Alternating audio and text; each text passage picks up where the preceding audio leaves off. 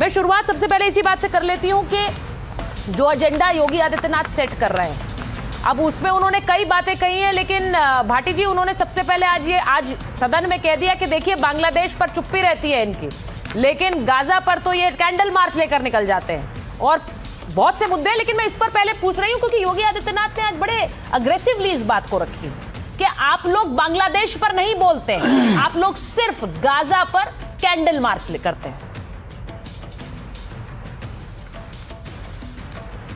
ने आपने बताया अभी कि लखनऊ में ब्राह्मण विधायकों की मीटिंग हुई है और मुझे पता है उससे पहले राजपूत विधायकों की भी मीटिंग लखनऊ में हुई। लेकिन हम पिछले महीने नवंबर में हम गुर्जर चौपालों का आयोजन कर रहे थे उत्तर प्रदेश में जगह जगह, और पुलिस ने हर जगह आके हमारी चौपाल रोकी। हमने फिर उसे पीडीए चौपाल के नाम से भी करने की कोशिश की, लेकिन पुलिस ने वो भी रोकी। और पुलिस ने हमसे ये कहा कि उत्तर प्रदेश में एक शासनादेश जारी हो गया कि जाति के नाम पर कोई भी मीटिंग, कोई भी आयोजन नहीं होगा। ठीक, तो अगर हमारी पंचायतें रोकी जाती हैं, पिछड़े दलित समाज की पंचायतें रोकी जाती हैं शासनादेश का हवाला देके, तो ये ब्राह्मण और राजपूतों की मीटिंग क्यों होने दी जाती है? क्या उत्तर प्रदेश में केवल ब्राह्मण और राजपूतों को ही मीटिंग करने का अधिकार है, पिछड़े और दलितों को अपने पंचायतें करने का अधिकार नहीं है? पहला सवाल तो मेरा ये।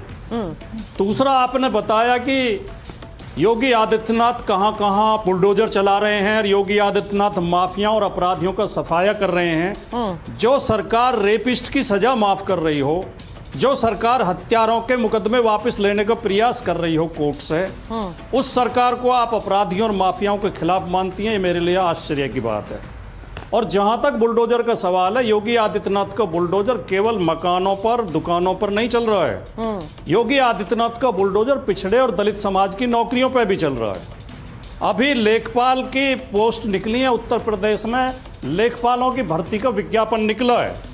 कुल पोस्ट है 7,994।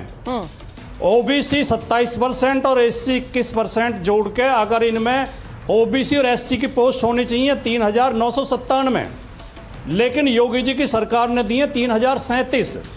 960 नौकरियों पे बुलडोजर चला दिया योगी जी ने, पिछड़े और दलित समाज की 960 नौकरियों पे बुलडोजर चला दिया है। पशु चिकित्सा अधिकारी की 404 पोस्ट निकली हुई हैं। ओबीसी 0 है, उसमें ओबीसी को एक भी पोस्ट नहीं दी है। ओबीसी की सारी सीटों पे बुलडोजर चला दिया है। 90 सीटें बनती हैं ओबीसी की। योगी आदित्यनाथ ने 69,000 शिक्षक भर्ती हुई थी, सुप्रीम कोर्ट में मुकदमा चल रहा है। हाँ। उसमें 29,339 ओबीसी और एससी की नौकरियों पे योगी जी ने बुलडोजर चला दिया था। बांदा कृषि विश्वविद्यालय में 15 प्रोफेसर भर्ती किए गए थे, जिनमें 8 राजपूत थे, 2 ब्राह्मण थे। 15 में 8 राजपूत, 2 ब्राह्मण। ये योगी जी का शासन है। लखीमपुर सहकारी बैंक में 27 भर्ती की गई। नहीं आता है भाटी जी, मैं सच बताऊं आपको कि हर फहरिस्त में जाति लेकर आ जाते हैं और ये राजनेता करते हैं। ये राजनेताओं का काम है कि हर चीज में जाति लेकर आए। अब मैं आपसे एक चीज पूछ रही हूँ, एक बात ब्राह्मण विधायकों की मीटिंग सुनिए तो मेरी बात, एक तरफा बात थोड़ी चलेगी कि आप ही बोलते जाएंगे। पहली बात ये है कि अरे भाई हुई है, वो तो मैंने खुद बताई है, आप क्या बता रहे हैं भाटी जी? वो तो मैंने बताई है शो में, वो तो मैंने बताई, आप क्या बता रहे हैं? मैंने आपसे सवाल क्या पूछा था, आपने जवाब क्या दिया? आपने वेरी कन्वीनियंटली उस सवाल को सुना ही नहीं। चलिए वो आपकी मर्जी, आप बड़े वरिष्ठ नेता हैं। दूसरी बात, मैं आपसे कोई सवाल का भाई आपने कैसे ये सोच लिया कि इस मंच पर बैठकर हम एक सजा याफ्ता या बलात्कारी के समर्थन में कोई बात चलाएंगे? आपने कैसे बोल दिया? और मैं आपको ये बोल रही हूं, आपने कैसे ये कहा कि मैंने ये बात खबर चलाई कि भाई देखिए माफिया पर बड़ा एक्शन हो रहा है और एक बलात्कारी का समर्थन कर रहे हैं? हम तो नहीं करते। और ये बात मैं आपको बताऊं कि जो कुछ योगी आदित्यनाथ ने सदन में बोला है, मैंने वो चलाया है। आप इसके समर्थन में हो, उसके खिलाफ में हो, वो आपकी बात है, लेकिन एक सजा याफ्ता बलात्कारी के समर्थन में यहाँ कोई नहीं है। और मुझे लगता है I want to say it as clearly as I can. तो इस बात को जरा समझ लीजिए। बातों को ट्विस्ट करना आप बहुत सीख गए आजकल, अपनी पार्टी के दूसरे प्रवक्ताओं से थोड़ा प्रभावित है आप। मैं मलूक जी आपके पास जा रही हूँ। मलूक जी, नहीं 10 सेकंड दूंगी, फिर आप उसी मुद्दे पर आएंगे, घुमा फिरा के फिर आप एंकर को टारगेट करते हैं, यही आपका काम है। मलूक जी के पास तरीका गलत है। हाँ, नहीं तरीका गलत नहीं है, तरीका बिल्कुल गलत नहीं। इतना लंबा आपका संबोधन ओपनिंग कमेंट रहा है, इतना ओपनिंग कमेंट आपका लंबा रहा, मैंने आपको रोका नहीं। सुचारिता जी, हाँ, दलित और पिछड़े अपनी आवाज नहीं उठा सकते चैनल पे। अरे वाह वाह वाह वाह वाह वाह, ये नया राग लेकर आया आप। भाटी जी बोल रहे हैं, नहीं सुनी जाएगी, ये भाटी जी बोल रहे हैं, उनकी आवाज नहीं उठाने दी जाएगी। ये भाटी जी बोल रहे हैं, दलित और पिछड़े अपने हक की आवाज भी चैनल पर नहीं उठा ये भाटी जी बोल रहे हैं, जो हर डिबेट में जाकर गरजते हैं, वो ये बोल रहे हैं मुझे बोलने नहीं दिया जा रहा। अरे भाई छोड़िए सर, कौन विश्वास करेगा इस बात पर आपकी। मलूक जी मुझे बताइए। नहीं, उन्होंने जो बात कहा वो वैलिड क्वेश्चन कहा, मुझे उसमें कोई, मैं देखिए खरी बोल रही, उन्होंने सही कहा। उन्होंने कहा भाई गुर्जर समाज की सभाओं पर रोक लगा दी है, विधायकों की ब्राह्मण बैठक हो रही, क्यों हो रही है भाई? देखिए सुचरिता जी, जो भाटी जी कह रहे हैं इनकी बातें सही हैं, डिबेटेबल हैं, ये एक अलग विषय है, पर काफ़ी हद तक इनकी बातें जो शुरुआत में हुई हैं ठीक है। पर मैं एक चीज़ और जानकारी में लाना चाह रहा हूँ, आज देश का नेशनल टेलीविज़न है, सब लोग देखते हैं।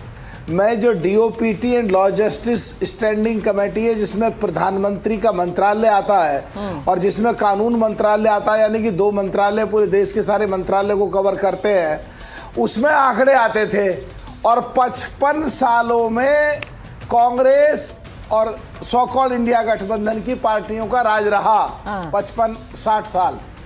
उसमें सुचेरिता जी कहीं पे 15%, कहीं पे 18%, कहीं पे 20%, कहीं पे 22%, और दलितों के और पिछड़ों के साथ अन्याय हुआ, वोट ले ली, शोषण करा, इन्हें दिया नहीं। तो हमारे भाई राजकुमार भाटी जी को उन पे भी जरूर कहना चाहिए। आज की बात इनकी सही हो सकती है, और किसी नेशनल टेलीविजन पे मैंने भी इसी तरह की मिलती जुलती बात कही थी जो राजकुमार भाटी जी कह रहे हैं। तो ये आज ये क्यों नहीं सोच रहे कि जब तो दलितों का पिछड़ों का शोषण हुआ, बाबा साहब अंबेडकर साहब को भी धोखा दिया, चुनाव हरवाया कांग्रेस ने, पटेल को शुरू में धोखा दिया, उनके 15 में से 13 वोट उनके फेवर में आए, और उसके बाद राजेश पायलट को धोखा दिया, सचिन पायलट को धोखा दिया, चौधरी चरण सिंह को 3 महीने में कुर्सी से उतार दिया, प्रधानमंत्री धोखा दिया। तो जिनके साथ आज राजकुमार भाटी जी हैं, कांग्रेस पार्टी, यहाँ तक मुलायम सिंह जी को हम देश का बड़ा नेता, कद्दावर नेता मानते हैं, मायावती को देश का कद्दावर बड़ा नेता मानते हैं, सपोर्ट कर रहे थे 2004 से 2014 तक। आय से अधिक संपत्ति के केस लगा के दलित और पिछड़ों के नेताओं को ही जेल में डालने की तैयारी कर दी कांग्रेस ने, और उन पे तो प्रश्न चिन्ह जरूर लगाने चाहिए, उनसे जवाब मांगना चाहिए। तो आप ये कह रहे हैं आज उन्हीं के साथ खड़े हैं गठबंधन में, नहीं तो एक प्रश्न चिन्ह लगाना चाहिए। उन्हीं के साथ खड़े हैं ये, लेकिन आज नहीं बोलते हैं उनके खिलाफ। देखिए भाटी जी, मलूक जी आपके बड़े अच्छे मित्र हैं, ये मैं जानती हूँ। स्क्रीन पर जैसे ही वो आते हैं आपके चेहरे पर एक मुस्कुराहट आ जाती है, अच्छी बात है, डिबेट में ये होना बहुत जरूरी है। मैं मनीष जी के पास जा रही हूँ, वापस आ रही हूँ आपके पास, मनीष जी और प्रोफेसर रतनलाल जी के पास जाऊंगी। मनीष जी देखिए, यूपी में बहुत सारे मुद्दे हैं, राजकुमार भाटी जी को लगता है जो बात कही जा रही है वो डिलीवरी में नहीं है। अब उन्होंने ब्राह्मण समाज की बात कह दी, वो तो खुल्लम खुल्ला आप लोगों को कह रहे हैं, आपके लोगों को भी कह रहे हैं कि इन्हें छोड़ दीजिए, इन्हें बताइए, छोड़ेंगे तब इनको अकल ठिकाने आएगी। यानी वो भी अपनी तरफ से दाव पूरी अच्छी तरह से चल रहे हैं। देखिए सुचारिता जी, आपके इस सवाल का जवाब तो मैं दे दूं, लेकिन मुझे लगता है कि कहीं न कहीं डिबेट में आप भी राजकुमार भाटी के ट्रैप पे आ गई। आपने उनसे सवाल क्या पूछा था? आपने सवाल ये पूछा था कि बांग्लादेश में दलित युवक दीपू दास के हत्या के मामले में, नृशंस हत्या के मामले में सपा चुप है। उन्होंने इस पे जवाब नहीं दिया। दरअसल पीडीए का असली सत्य यही है। अयोध्या में जब मुईद खान एक निषाद समाज की लड़की से बलात्कार करेगा तो उस लड़की के बयान को सत्य न मानकर अखिलेश यादव मुईद खान के साथ नग्नता से खड़े हो जाते हैं। जब कन्नौज में नवाब सिंह यादव रेप करेगा तो अखिलेश यादव और पूरी समाजवादी पार्टी उनको बचाती है, और जब मुख्यमंत्री रहते हैं तो आतंकवादियों को छोड़ने की पैरवी करते हैं। मुझे लगता है आपका पहला सवाल ये था, तो मुझे लगता है कि आपको भी डट के इसका जवाब उनसे लेना चाहिए, उनको छोड़ना नहीं चाहिए।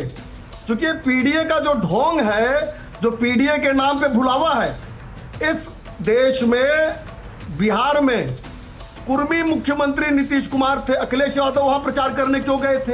केवल इसीलिए गए थे ना कि उनके रिश्तेदार यादव जी वहां से चुनाव लड़ रहे थे। तो इनका पीडीए केवल मुलायम सिंह यादव और लालू सिंह यादव का परिवार है उसका भला है तो पूरा पीडीए का भला है, और बाकी सारी बातें ढोंग हैं।